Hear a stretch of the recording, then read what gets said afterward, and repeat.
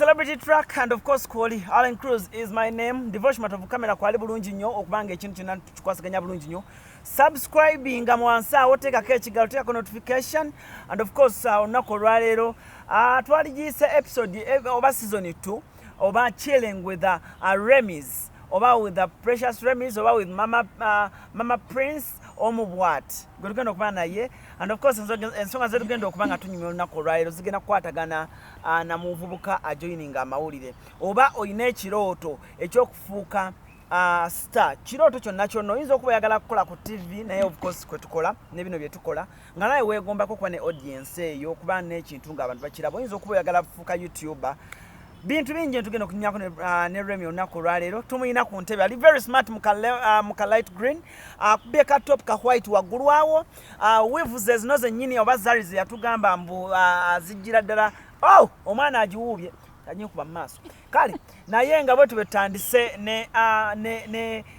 n'omulongo gwa Jackie Appiah bwe tube tuyingire shaffe olunaku olwalero. Remy, mbuuza kuba tulaba.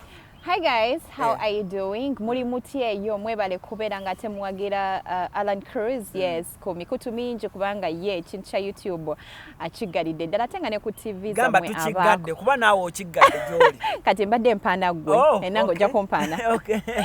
So mwebale kwagira Alan Cruz, mwebale kumwagala, mwebale kwagala Mama Brighton, mwebale kwagala bintu bingi nnyo byakola ku TV ne ku YouTube channel. So leero tugenda kubera nga ate tunyumyamuko wayamuko ku engeri gy'oyinza okubeera nti no oyingira ekintu kye tukola ffe kubanga ti ekyo kye tumanyi naawe olina ky'omanyi naye kati ffe katunyumye ku ekyo kye tumanyi kubanga at least bingi nnyo bye tuyiseemu, so tuyinza okugabanako naawe ekimu oba ebibiri biyinza okuyigiriza oba ebiyinza okubeera nti naawe wabiyitamu nga ogenda bivaamu otya. Okay, so olunaku olwalero Remy nali agadde tutandike bwe tuti omuzadde akulaba essaawa zino omwana waali mu vac tanaja abamu tebannajoininga campus, abaana bangi baagala joininga amawulire. What's the first step omwana gy'alina okukola? Ayagala amawulire, ye alaba bulabi kifaananyi kya Ray P, Alan Cruz bali ku TV, kikyasooka okukola? Nze ngenda kusooka ndowooze nti omwana ali eyo oyagala oba oyina olaba Alan Cruz ku TV, but you have passion for this. Okiinamu omutima nti owulira okyagala. Kati nga Ray P, nti Ray P yayagala okubeera ku TV okuva nga mwana muto. Kiba kitegeeza nti nayimiriranga mu ndabirwamu bwe mba nina omuntu gwe neegombanga nenkirehasinganga neŋŋamba in case nyimiridde ku TV ngenda kwogera kino na kino, ngenda kukola bwenti ne bwenti, ngenda kweyisa bwenti ne bwenti. That means bwe nali nga nkula natandika okweteeka mu kiti ekyokubeera nti no omanyi abantu abali ku TV abasinga baba bagamba beekoza beeraga. So even when I was growing up people thought neekoza naye because nze nali neeraba kubeera nga ndi ku TV nakulanga ng'oyo omwana nti njagala kubeera ku TV okitegera n'empisa buli kimu kye nakolanga okuva ku neeyisa gye neeyisangamu, how I speak, whatever I do nalinga already neetaddemu kiri. So gwe ali eyo kubanga abaana bali eyo nga baagala okubeera mu mawulire naye nga mu butuufu tamanyi na exactly what they want. Oyagala kubeera editor, oyagala kubeera byonna byonna amawulire, oyagala kubeera presenter, oyagala kubeera producer, oyagala kubeera ki exactly? Kubanga producer neeyisa gye yeeyisaamu si ye presenter gye yeeyisaamu. Waliwo omwana eyankubira juze essimu n'aŋŋamba njagala kukola ku TV Alan. Ne mubuuza oyagala kukola mu TV oba oyagala kukola ku TV? Bibiri byanjawulo. Osanga omwana n'akugamba I want to become a presenter. N'omubuuza okay, bw'aba muwala n'omulaba kale nga mulungi oba abantu bamugamba mulungi, muwala mulungi, asobola okukola ku TV abantu ge bamugamba. Naye erabira nti oluusi twetaagayo ne brains, obwongo, oyogera ebintu omanyi eri abantu abali blessed n'enjogera. Eriyo omuntu nga bw'ayogera people listen. Yes. Eriyo omuntu nga ne bw'ayogera ebintu nga biri sensible people don't listen. Yes. Okitegera it's a gift. Nti weezuula n'ogamba ndi presenter kikaaki nyinza kuba presenter naye olumu Alan n'olumu kisinziira nti oyagala oyogera omuntu awulirize naye it's not just about talking.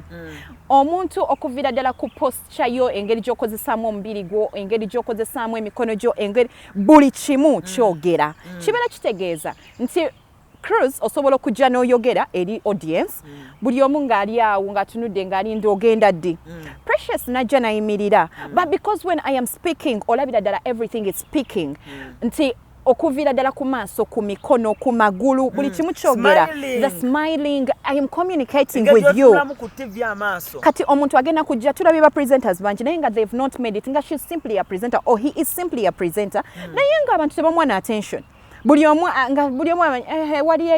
wali eyo show naye nga tebamuwa attention lwaki omuntu avaayo Cruz abadde mu media for 2 years nafuuka ensonga nga waliwo abadde mu media for 8 years nga naye abantu tebamumanyi nga abantu just erinnya bayinza okuba baliwulira naye nga no one even has time nga naye bamusanga ng'afuka ku kkubo omuntu ajja muyitako naye nga repeat osobola essaawa za kakati kutambula ku kkubo n'ogula omusooli gwo n'ogula chapati ye ya Rolex because buli omu agenda kubeera akwogerako lwaki it is because of exactly what you do. The same example gentlewa abantu abagala otandika YouTube channels oyina akubuuza Cruz njaga atandika YouTube channel ngikola ntya ekibuuzo kye basinga okusoosa mu maaso esasula etya kiba kitegeeza omuntu ayagala ssente webale nnyo omuntu n'omugamba nti content kikulu ne bona akyaza aba celebrities bonna ng'abantu bagambye tebajja biraba abantu bajja sigala ku lifestyle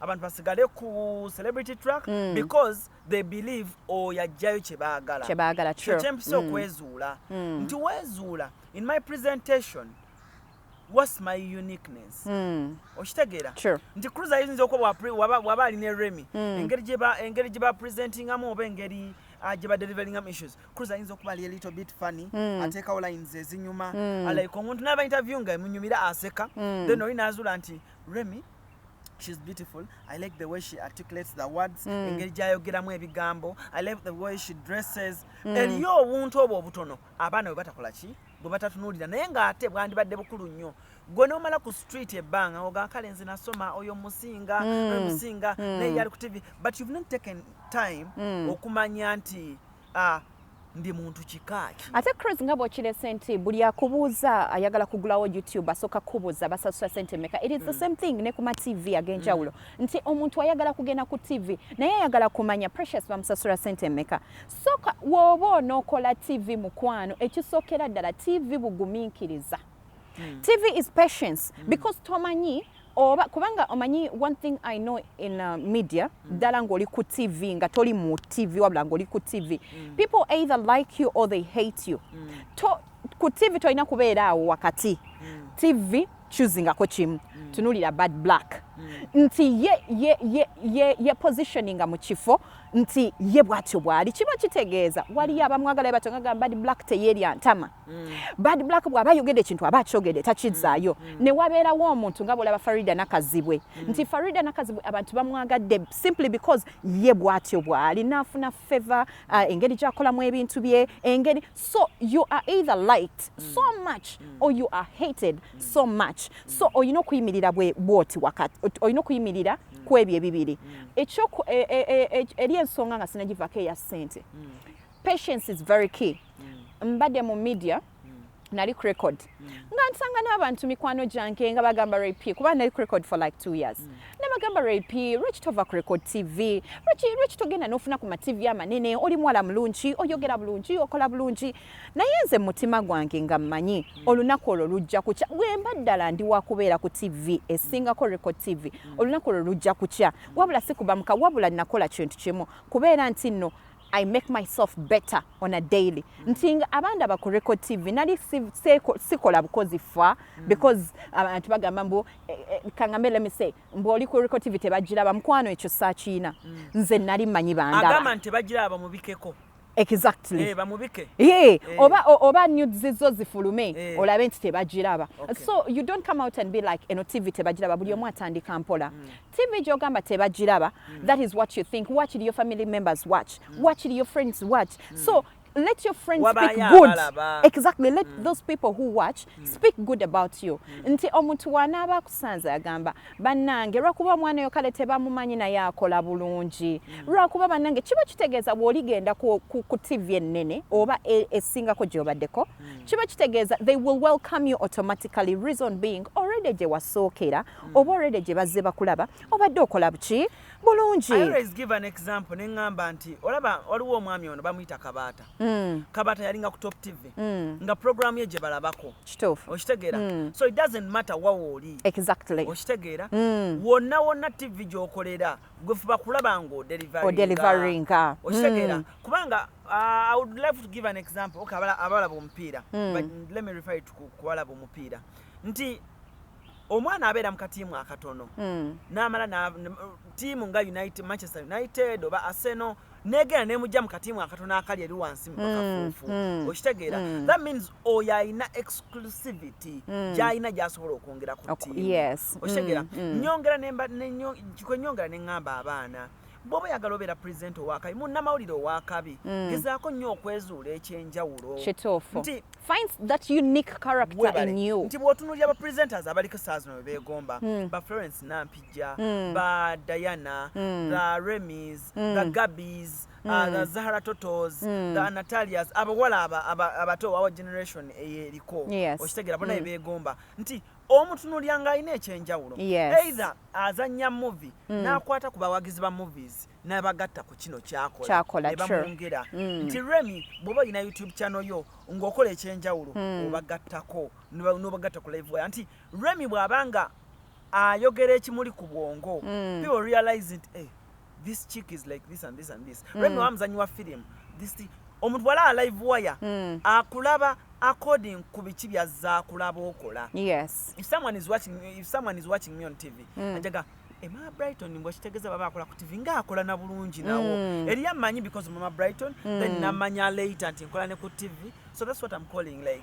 Ate abantu abasinga bali eyo balowooza nti being on TV olina kubeera nga oli mulungi nti obulungi bwe bukuteeka ku TV nedda mukwano bawala bangi nnyo betulabye nga balungi naye era ne bigaana amanya ne gagaana okukwatayo ne bitatunda nga waliwo nze ekintu kye nalaba ku social media erinnya sijja lyogera naye ng'oli yagamba nti like someone would enjoy watching someone but with a muted voice. Kiba kitegeeza nti what you have to say is not important. They just want to look at you.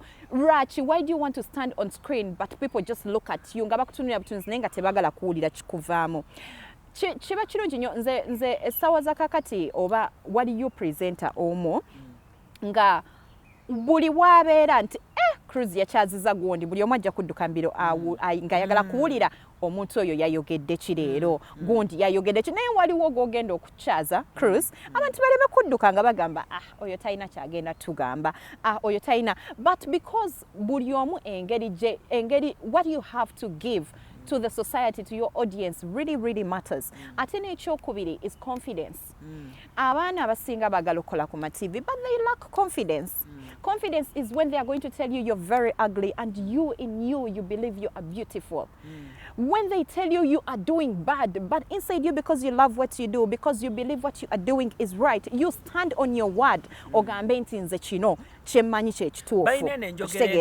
Bayina n'enjogera egamba nze sijja genda kusipaka kusaba sijja genda ku BBS sijja genda ku NTV because baagala already balina manya no which is wrong balina manya era kinyola mu ngeri bbiri banoonya alina erinnya because company ezimu nnene ziteekamu ssente nnyingi and they need results ez'amangu okitegeera kyava bajja onnoonya Remy omusange ku NTV Remy omusange ku NBS Remy omusange wa because company eyo eba eyagala results toginenya and ekintu kino oyinza kitegeera after nga oyingidde mu industry saawa zino oyinza ogenda mu office wa boss ono omugamba I Remy oba Alan Cruz njagala genda boss nagamba why togenda biki guminkirizamuko we can settle things ayina kyakulabamu ayina kyakula but waliwo office emu gye nagenda aliwo omusajja bamuyita Selector William mukwano gwange ninawe natuuka nga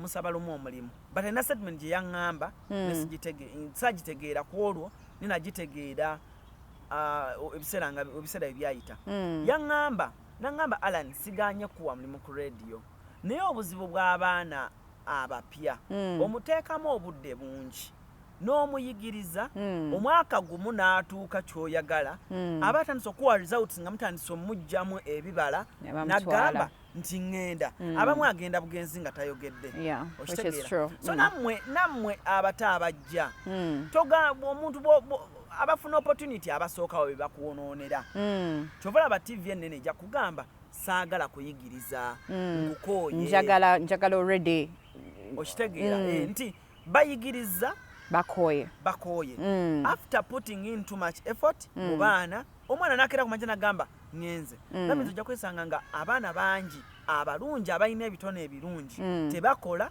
nga naye omuntu yaga Remi akoledde ku live emyaka 10 kyokka tavaako because boss agamba ndeeta omupya wenamutrainingira okufuna results ezo abantu abaana abasinga tebalina na bugumiikiriza ekintu kimu nze kyengenda okukatiriza media si ssente bw'oba oyagala media bw'oba oyagala okubeera ku TV totunuulira ssente mmeka ze bampa ojja kitunuulira ng'okoze erinnya kuba bw'okola erinnya weeramula naye bw'oba otandika mukwano totunuulira bampa mmeka okitegeera sooka okole erinnya ku linnya lino eno abantu kye batategeera nti lwaki n'abaana abamu babeera ku ma-TV ago ng'olumu tebagavaako lwa nsonga Cruz, me and you very well know that when you have a name weeramula abantu ekisookera ddala buli w'olinnya oba buli w'okola erinnya bintu bingi nnyo by'otandika okwezuulamu essaawa eno buli presenter ndowooza asooka emsinga wabula bwe twali tuyingira industry twali tetuli ba MCs essaawa eno buli presenter asobola okukola akalango essaawa eno you can have endorsements naye lwaki kubanga n'atamanyi atagendangako ku acting ava kufa abali ba actinzeeko n'atagendangako ku acting bakikutrainingira wakiri wiiki naye nga baagala kukozesa gwe mu endorsement yaabwe oba mu advert yaabwe lwaki because bamanyi webanakozesa Cruz alina kyagenda okugattako ku brand yaabwe so gwe woba oyingira industry like I said nze when I record TV sente ze baali bampa so like sente ntini nnyo naye nze nabeera ku Record TV nga ezo sente si kwe nalindya naye nga eyo platform nkyagyetaaga lwaki it is because wogenda ewantu wonna wonna you have that idea oba kubuza okolawa I am a presenter on Record TV okola show kinti nkola eno n'eno okitegeera so kiba kitegeeza kirina bwe kikuteeka kirina bwe kikugattako kubanga singa teyali Record TV Spark TV osanga teyandindabye ate era kyenyongerako okwerandiza TV njagala abavubuka bafunene bave mwene endowooza ya firimu okitegeera abavubuka balaba firimu nyingi abavubuka balaba videos nyingi ez'abayimbi okitegeera naye mu Africa ebitone byaffe byakwerandiza bw'olaba Nicki Minaj goli n'akulima n'agamba olaba mu bazungu wandibadde mugagga nnyo n'otandika okujja n'eyo mindset kyova olaba ekisaawe kijja kukulema kimu bw'oba oyingira Remi n'omanya nti ndivubuka njagala kukola ku TV oyina dreams nze bwe nali njagala okutandika okukola ku TV ebintu ebimu nagenda nga nensaba nga bannyima naye nga Katonda ayina ebintu ebimu byandaga mu ruutu naye toyinza bitegeera ng'ogenda ku video shoots oyagala okubeera mu music videos n'obeerawo emabbali ne batakusaamu nomuli ne kikuluma n'ogenda mu movies ez'enjawulo ne batakastinga n'otunula bwoti naye nga kikuluma bwe nafuuka presenter ebintu ebimu bye nali ndabanga byemu byenkozesa mu experience yange nti nze mtula n'omuyimbi ku katebe ne mugamba ojjukira video shoot eya 28 gye mwashootinga gunne nagamba Cruz waliwo namugamba yes I was a young boy I was there naye nagamba Cruz ekitegeeza oyina experience so ebintu ebimu by'oyitamu n'otuuka ku present omu n'akuzalawa tonyiga just know it's your experience byemu ku byogenda onyumya kumpewa omuntu agambe nti oyo omuntu kyayogera akimanyi kituufu kubanga Cruz oyo yennyini atulaba oba omuntu azze asabakoko ku mirimu ne bamumma si ye yekka akiyiseemu personally nange nakiyitamu nze nga wengambye nti no nakula njagala nnyo okubeera ku TV nti my vocation ndoza sina we saasaba Cruz okimanyi ne ku BBS naliyoko ekituufu kiri nti I think stations ezisinga zonna nazisabako so Katonda ono ngera Cruz bwagambye nti abakutambulirako because alaba naawe omutima gwo that this is what you die for so don't give up that quick togamba nti nze nasabye kati mbikooye siri wakufuna nedda ekintu woba okyagala keep pushing keep doing what you do kubanga ekirungi kati tufunye neze YouTube channel nti woba osobola okukola you can start up a show on YouTube it doesn't cost a lot start up something on YouTube we're building because zino YouTube channels zituyamba nti these videos go viral. If you're doing good, the videos go viral. Kiba kitegeeza nti omuntu jajja okulabira oba bwe bunakera ku macha n'ogenda osaba omulimu ku TVM bajja gamba I know your face from somewhere. Raj, it's because already YouTube videos zo zisirculating nnyo nti waliwo batakolangako ku TV naye nga videos zaabwe ze zibatunze tunulira Mathake. Okitegera tali nti no twamanyira oba ku president, it's just social media. Tunulira Sesabat, he's a celebrity because of social media. So many people out there are now celebrities because of social media. So teweesiba mu kasaako nti nze ninakolera ku TV. Okitegera, yes, weesibe ku bintu bingi nnyo ebiri around it. Okitegera kubanga n'abali ku social media tunulira omukyala omulungi akola obulungi buli kimu ono omukyala eya resigninga ku radio n'atandika YouTube channel yiye Crystal Newman omutunuulira olaba atuuka okugamba nti nze kandikewo kiri, let me settle with my YouTube channel and I deliver. She is still delivering. Era ng'akola bulungi. Ate nga n'obulange era tubufuna. Bulungi nnyo. So kibeera kitegeeza nti teweesiba ku TV. Katonda atuguliddewo abantu abali mu media kuba yalabanga ama TV gali limited ate gonna tegasobola fena tuwa. Okitegera kati tunulya Spark. Tetulina shows nyingi ziri ku Spark. Era bw'ozibalabala nti kati oyagala bakuweewa. Ate ng'ojja kugendayo nga TV eyo gundi yaayo. Exactly. Bagambe tetwagala programs nyingi. Bw'ekityo bwe kiri ate era ng'ekola ssente mu butini obwo bw'okubeera nti. Nagenda ku TV bw'eti n'ensaba program yange. N'agikyawa n'ogikyawa TV eyo. Nze saagalira ddala Spark TV, saagalira ddala BBS, baba show yange. Naye mukwano si gwe weke ayina yo idea. Weebale nnyo. There are so many people with those ideas. So get your idea. Don't take it to anywhere. Get your idea, sit in your idea. Ogiteke ku social media. Bw'ebeera nnungi social media jagibayinga. Mama Brighton tali ku TV. Mama Brighton akoze erinnya ku social media. Kibeera kitegeeza. It's not even just about presenting. Bintu bingi nnyo ebiri mu your field. Ntera nnyo bagamba nembagamba avuka nembagamba nti I used to work once a week on Saturday. Naye akatono ako ke nakola nga ku Saturday ke kanfudde kyendi nti nafunayo abafaani ku Saturday eyo gye nakola ebbanga lyali lya myaka 3. Emyaka 3 gye nakola ku Saturday nafuna bafaani abo naye ya idea ya Mama Brighton be ba spreading a gospel. Okitegeera be ba spreading nti bannange ne yali tamanyi n'ayongereza okwo. Mama Brighton has never been on TV. Mama Brighton nga brand yatandikira ku Facebook. Okitegeera ne saasaana naye obuzibu bw'abavubuka buli bumu bo basuubira ettaalo kumanya oba ettaalo kukubamu ojja malabeera ku TV oba radio oba nowa radio ajja tuka ekiseera okuyita okunonya bulungi nnyo ng'omugamba nga weeramula akola erinnya no do this kola erinnya ku social media aba TV bakunoonya oba aba radio bakunoonya okuhostinga nga bakubuuza ekintu kino okikoze otya naawe engeri gye wakikolamu oyigiriza omwana omulala okitegeera kubanga the good thing even with lockdown ezze n'ebibi nejja n'ebirungi lockdown eyigiriza abaana okukozesa social media nti bwe twogerera kati n'abali mu businesses nabo balaba kati bakozesa social media so gwe ali eyo ng'oli yagala presentinga lwaki tokwata essimu yo you have your phone to ogikozesa ki get your phone put it in front of you record yourself and put it on social media. If it is nice, people will buy it. If it is not nice, ojja kwekubamu mutima ogambe naye abantu ng'ekintu yange tebakyagala lwaki okitegeera kiba kitegeeza si kirungi so ddayo era oyiye ate ekintu kinene tokikola weka. Alan, you very well know that when I have something or we manina idea jenina nja kukubira ngambe Alan, nini ekintu kye nalowoozezza do you think it will work? Waneeno wano kiyinza okukola naye bw'onooyita waneeno kiyinza obutakola. So have people around you that you can talk to. Temwesiba nnyo n'ekirala find friends that are worth it.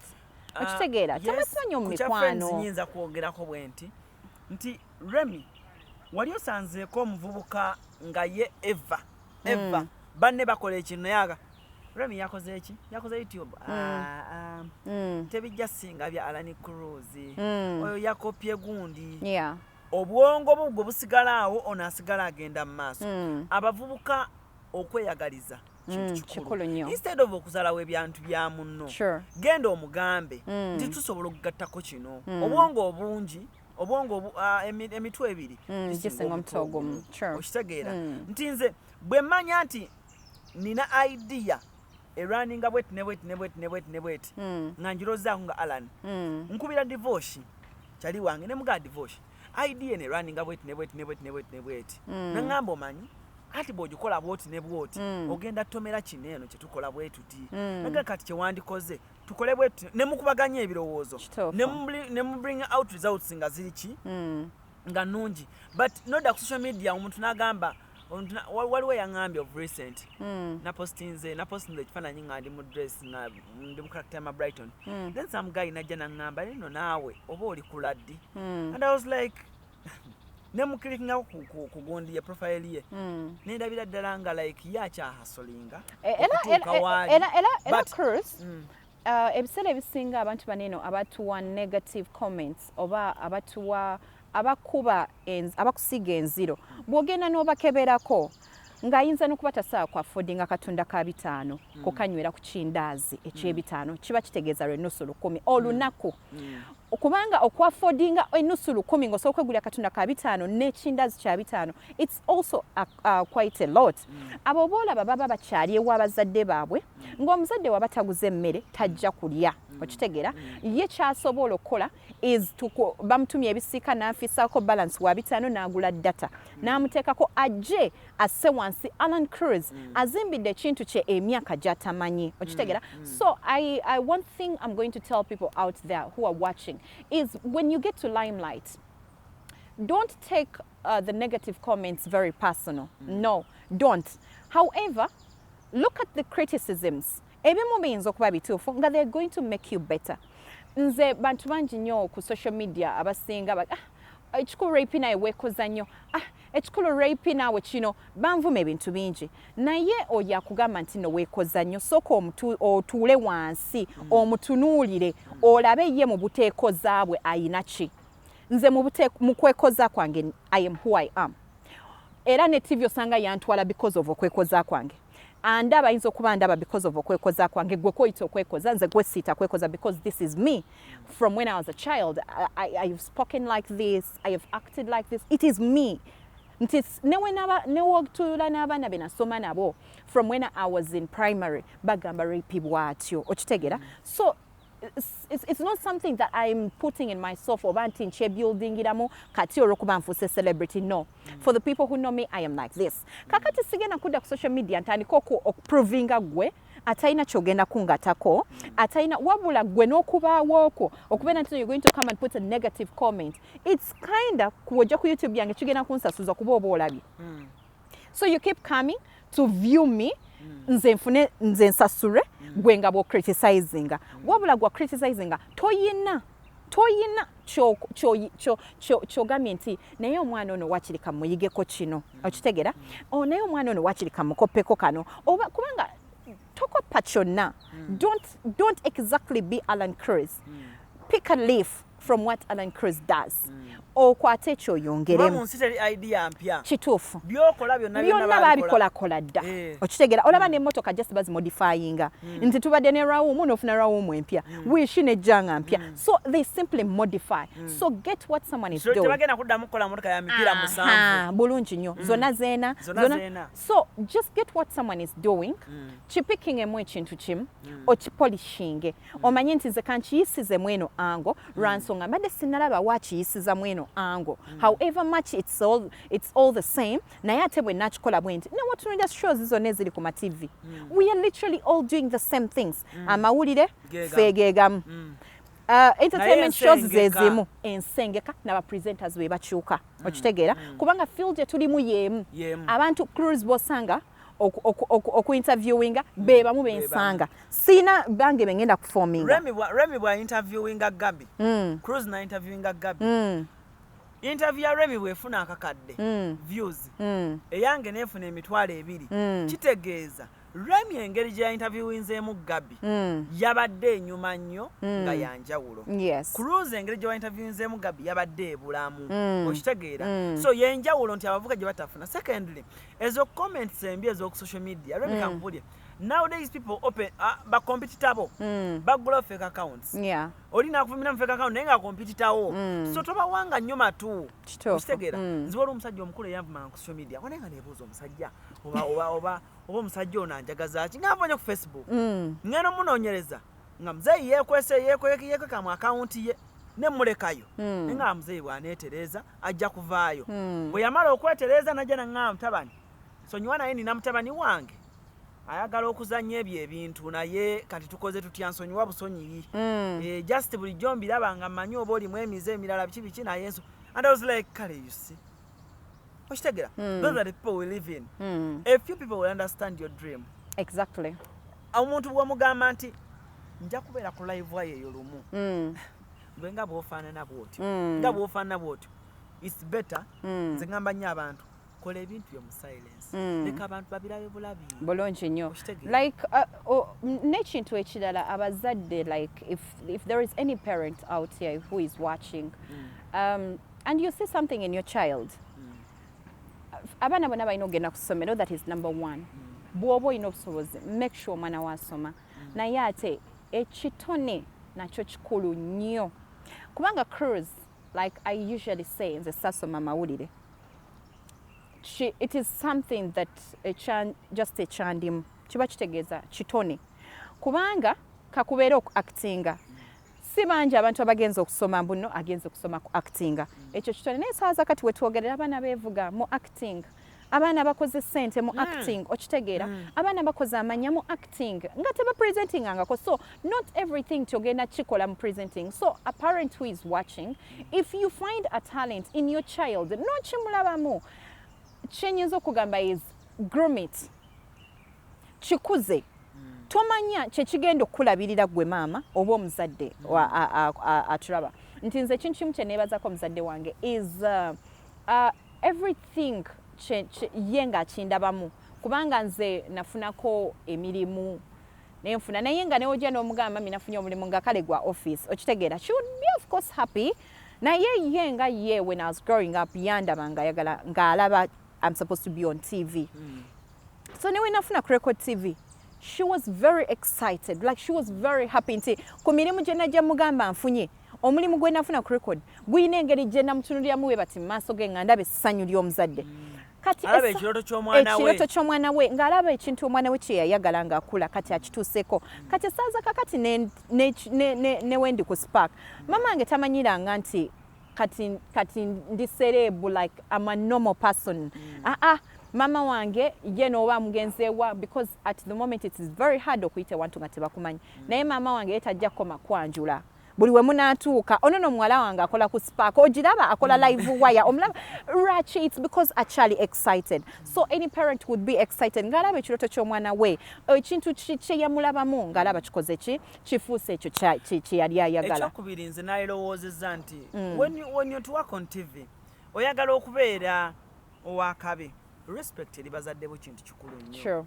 Singa Mukama asoma omutima gwo n'alaba nti Remy ono mu byaddala omanye emitima gyo gyogera ne Katonda. Yes. Mu byaddala Remy ono ndaba endowooza ye eri awo egamba nenfuuka owakabi nga nva wano ewa maama nga ngenda nsooka mpangisa ennyumba ne bakyali bange nga tubeereyo nga tusaasanya ssente nga tubeera nga baddooni nga tuliyeyo mu baddooni naye nga mu byolowooza byonna tossaamu maama wo tossaamu taata wo tossaamu baganda bo tossaamu barelatives bo gwe nga muli eri kyolabira ddala nti nze let me tell you something Remy twatulanga ku mudaala gw'ennyaanya ne maama wange naye nga buli wembeera awo ng'akomyewo okubinakawa nga tupanga ennyaanya mboga biki nga mugamba ekintu kimu ne mugamba maama naye olaba nze nja kubeera ku TV okwo maama nze nkutumire eno yonna yonna ensi ewuume naye ng'omulaba kale akuyinamu essuubi naye ng'akugamba ekintu kimu ani anaakuwa ng'ebintu byammwe bizibu ani anaakuwa luga gwe tofaayo naatera otuuka ngenda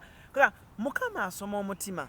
Naga aka n'akavubuka bambi kaagala obeera akaakabi kayambe maama waako babeere bulungi. Right now mama wange akyali mu katale naye buli kasitoma ajja nga bulijjo oli omwana mutabani wo namulayi munaye ng'akutere ku Facebook mama wange naddala n'agamba naye kasitoma jjano n'agamba mbu bammanyi nze bammanyirawa n'omugamba nti nkuteeka ku Facebook nanga nze bammanyi era kati nafuuka serebu oli ajja n'akutya mama Beya n'omugamba yammanyirawa okitegeera n'omugamba munaye ku Facebook naga nze kati abantu bamanyi n'ekyo nakyo omutima gwa mama wo gwongera okuba claim mama wo n'ayongera okukusabira omanyi emitima gy'abamaama ate jjo Katonda oba agiwuliriza nnyo bulungi nnyo for any parent of course omuzadde ng'alabamu omwana we ekintu tasobola kulekera amusabira ate n'ekirala talking about respect respect shouldn't just stop ku bazadde bo respect gitwale n'egyokolera. It is very crucial okubeera nti no omanyi abantu abamu balowooza nti bw'ofuuka celebrity empisa zirina ovaawo abantu balina okuba be bakubuuza gwe tobuuza okitegeera kwegamba gwe ofuuka kitalo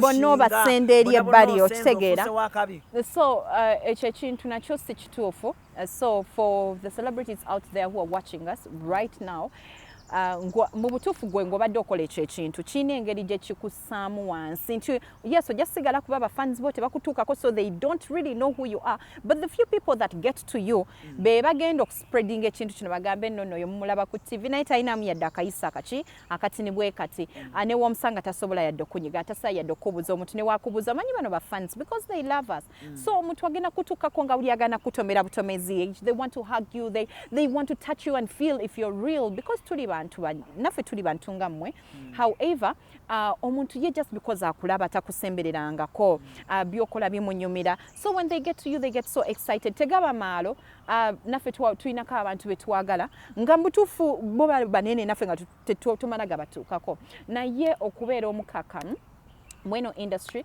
kubanga esobola okuwa omukisa naye evuga speed eno industry wewekwada omukisa kuvuga speed bulungi nnyo omukisa guno eno gwekuwadde okuvuga speed oguvaamu ng'okyali mulamu oba ng'otomedde so ekyo nakyo kikulu bw'onokkiriza kuvuga speed otomere mukwano bw'otomera oyinza obutadda ekyo kyekintu kimu kyemmanyi mweno industry mweyo speed twogere ku okujja ng'olina ekikuleese mukama akuyambye otuuyanye osabye bakumye bakuwadde ku spark wakayingira ku spark njagala kukola ku live wire njagala kujjawo pressure streaming mu mutima nga gwe byebintu you're not in good faith but ng'oli awo gwe omutima gwo gwa competinga buli kaseera oyagala competinga oyingidde ayina kino nange nino essimu simanya nti essimu zifuluma buli lunaku oli agiguze nange njagala gigula onayambala engoye azijjawa bulungi nnyo buli wonoobeera nga oyagala otambulire ku speed ya industry mukwano kubanga abaana bali mu industry tomanyi sente zaabwe kisokera ddala gye bazijja because like I said media is not the money like media okubeera gwe ku TV your salary is not the money that we're talking about but how you utilize the industry is what is going to make you rich kubanga yo industry erimu ssente bw'oba ogikwase bulungi n'ogitegeera naye ate mbi nnyo bw'obeera togitegedde n'okkiriza ekuvuga speed because before we know it tugenda funirawo nudzizo lwaki abaana abawala abali mu industry abajja because alaba rape ali kyali tomanyi rape atuusewo ate tokoze okitegeera abasajja baneeno abatulaba ku ma-TV abasinga batulaba nga bamalaaya okitegeera they don't take us so serious bo balaba balina eyo eŋŋombo munfunire nze nkuggyemu ye muwa bweziti mu bifaananyi bino ebingi ebya nudes abaana bye mulaba be circulating it is most of the times it's because of those things nti Cruz omusajja agenda kukubira agambe nkulaba nnyo ne rape nze nkuwa 5 kiveemu ompe ennamba ye okitegeera oba omuntuuseeko because Cruz gwe nga gwe 5 gakolera okuwaayo oguye ennamba ya rape oba omutuusayo ng'onkubira nti ya rape waliwo waneeno muki omugagga abamu noyogera n'okwogera amazima n'okubira omunuga rape omusajja ampadde ekyataano nze mutuuse waali nze siyinaamu bulungi nnyo onaalwana bibyo onoolwana nabyo so before you know it afunyemu ataano gwe naawe bakukutte omusajja akugamba nkuwa bumeka nkuwa butaano oba nkuwa busatu kiro kimu oba n'emmotoka okitegeera naye nga takuwadde lumu na kaadi yaayo because they don't give out cards so okkiriza bakututte gye bakututte you don't even know n'okupozinga n'opozinga because you feel I don't know the confidence that people use, but Chintu Chimu with some of the stories that I've had is how people get these nudes is through such things. So oli mupya okitegeera because oyagala speed nene sente oyagala ofune mangu oyagala enchojje nga ovuga ziri ezaalagirwa abaana bagambe ho omupya bannange kino kiri so before you know it omuntu atutte nudzizo agenda tandika kubeera nga kumilkinga mu sente nti gwe nno nina ebifaananyi ebyo leeta kwakuvugira wootazireeta ngenda bifulumya so obulamu bwonna bwonna industry nekutama n'okutama ng'oli mu ebyo okitegeera so one thing I would tell the girls out there is ne oba toli celebrity men are using this abasajja bakikozeseza nnyo ne batta future z'abaana because of those things kubanga mu butuufu omuntu kasita akwata nudes z'obwati it looks like future yabagikutte muki mu ngalo abagenda kutambuza ne time agenda tuuka nga sente tekyalina z'omuwa kiba kitegeeza omusala gwo gwonna guno ogenda kubeera nga ye yagufuna okitegeera so don't accept if you get an opportunity tokkiriza industry kuvuga speed kubeera nti no enkya gwogenda okubeera nti no kubanga ffe abakazi tuli bamaama ba ggwanga obwerere bwaffe kintu kikulu nnyo nze ng'omu simanyi to the rest but nze ng'omu obwerere bwange kintu kikulu nnyo nti for me to put off my clothes I need to be really sure of that person omuntu gwe nti kirina okuntwalira ebbanga okubeera nti omuntu ono omukoze ki mu butuufu mutegedde so ebintu bino bya simanyanga nkuwa bukadde bumeka nkuwa 10 n'okumi bajja bukugamba naye ate in the end ne sente bazikuwa.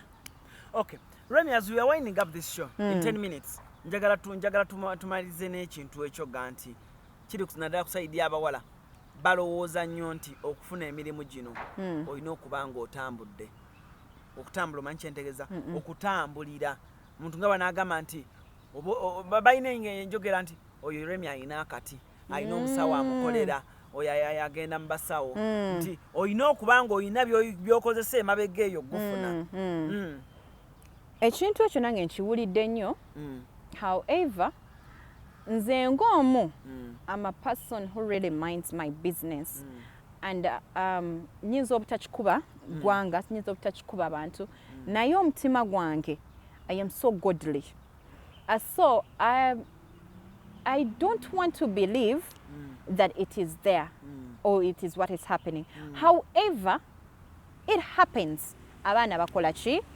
abaana bayingiddemu nnyo omuzoogo ogw'okubeera nti nno balowooza for someone to get anything not even just presenting abayimbi banakatemba baani bayingiddemu nnyo omuzoogo ogw'okubeera nti nno buli omu agamba kaneetambulire mukwano ojja kwetambulira naye in the end biyinza obutabeera birungi ate ne bibackfiringa so one thing I would urge people out there is having God okubeera ne Katonda si kwe kubeera nti nno gwe osiiba mu kanisa oba osiiba muzikiti okubeera ne Katonda si gwe okubeera nti nno okikuba abantu like si okikuba abantu how is nti oyagala buli omu amanye okitegeera nedda nti oyambala nnyo sapuni ekutambulira wano nti gwe bayiboyo tekuva mu ngalo nti gwe nedda nze kintu kimu kyemmanyi nti okubeera ne Katonda is kwe kumanya Katonda gwe ng'omu nti bw'oba mu nzikiza eyo ensi yonna gy'etakulabira nga toli ku Snapchat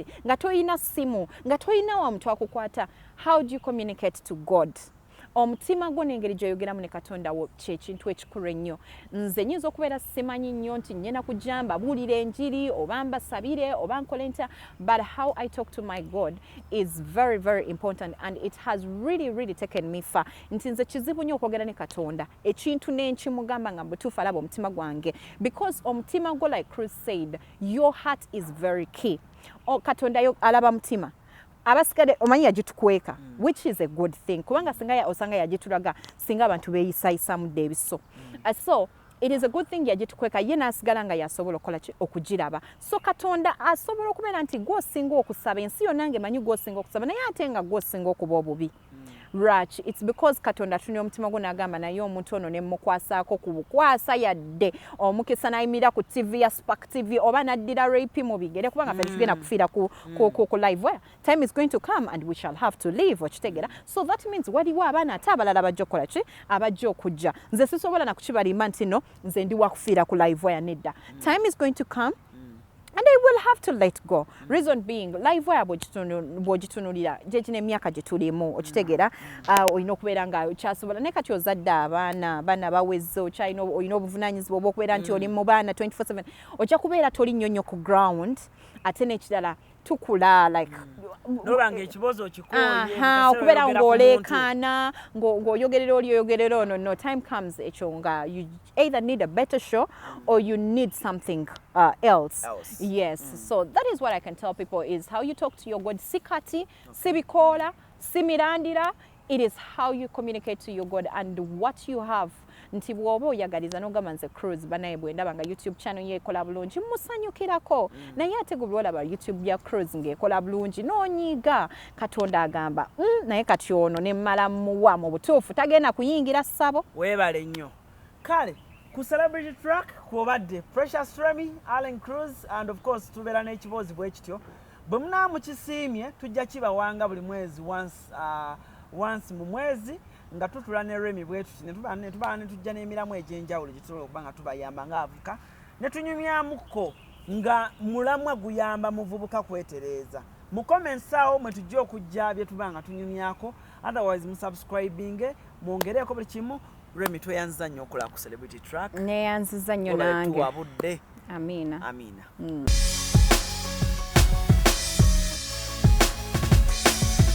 Celebrity Track subscribe